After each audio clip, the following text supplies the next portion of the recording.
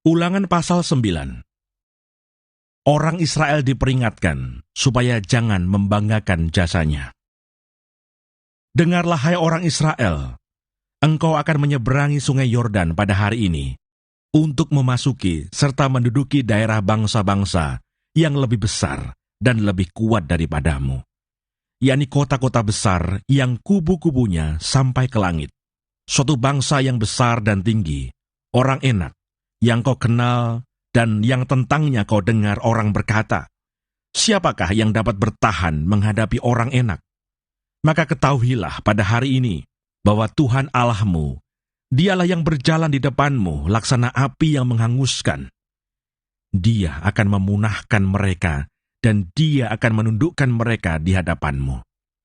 Demikianlah engkau akan menghalau dan membinasakan mereka dengan segera, seperti yang dijanjikan kepadamu oleh Tuhan.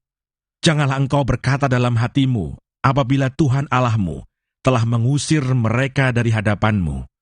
Karena jasa-jasakulah, Tuhan membawa aku masuk menduduki negeri ini. Padahal karena kefasikan bangsa-bangsa itulah, Tuhan menghalau mereka dari hadapanmu. Bukan karena jasa-jasamu, atau karena kebenaran hatimu, engkau masuk menduduki negeri mereka.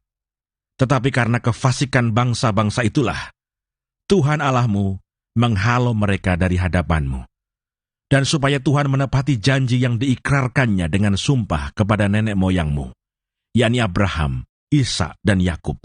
Jadi ketahuilah, bahwa bukan karena jasa-jasamu Tuhan Allahmu memberikan kepadamu negeri yang baik itu untuk diduduki. Sesungguhnya engkau bangsa yang tegar tengkuk. Riwayat tentang kemurtatan di Horeb. Ingatlah, janganlah lupa bahwa engkau sudah membuat Tuhan Allahmu gusar di padang gurun.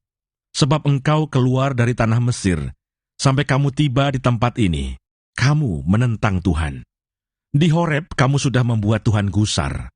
Bahkan Tuhan begitu murka kepadamu, hingga Ia mau memunahkan kamu. Setelah aku mendaki gunung untuk menerima loh-loh batu, loh-loh perjanjian yang diikat Tuhan dengan kamu, maka aku tinggal 40 hari 40 malam lamanya di gunung itu. Roti tidak kumakan dan air tidak kuminum. Tuhan memberikan kepadaku kedua loh batu yang ditulisi jari Allah, di mana ada segala firman yang diucapkan Tuhan kepadamu di gunung itu, dari tengah-tengah api pada hari perkumpulan. Sesudah lewat 40 hari 40 malam itu, maka Tuhan memberikan kepadaku kedua loh batu, loh-loh perjanjian itu. Lalu berfirmanlah Tuhan kepadaku, bangunlah, turunlah dengan segera dari sini. Sebab bangsamu yang kau bawa keluar dari Mesir telah berlaku busuk.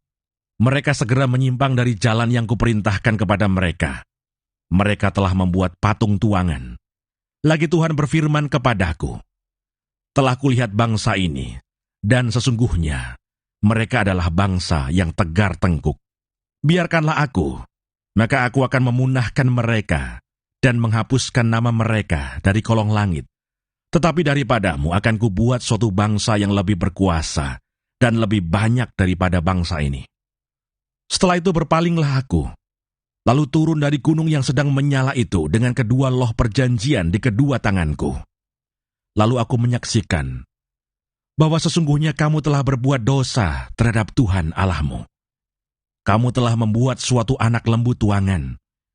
Kamu telah segera menyimpang dari jalan yang diperintahkan Tuhan kepadamu. Maka kupeganglah kuat-kuat kedua loh itu. Kulemparkan dari kedua tanganku. Kupecahkan di depan matamu. Sesudah itu aku sujud di hadapan Tuhan. 40 hari, 40 malam lamanya, seperti yang pertama kali.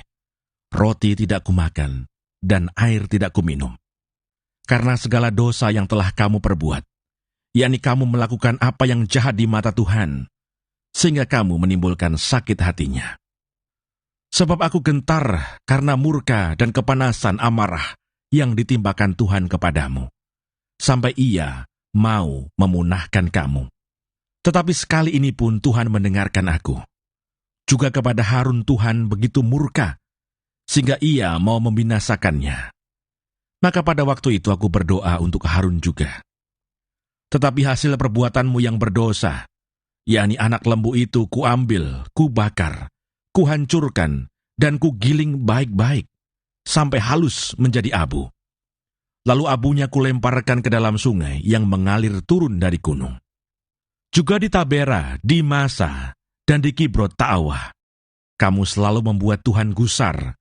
Dan ketika Tuhan menyuruh kamu pergi dari Kades Barnea dengan berfirman, majulah dan dudukilah negeri yang kuberikan kepadamu itu, maka kamu menentang titah Tuhan Allahmu.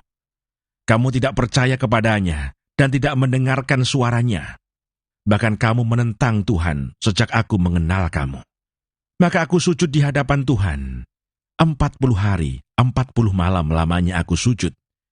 Karena Tuhan telah berfirman akan memunahkan kamu.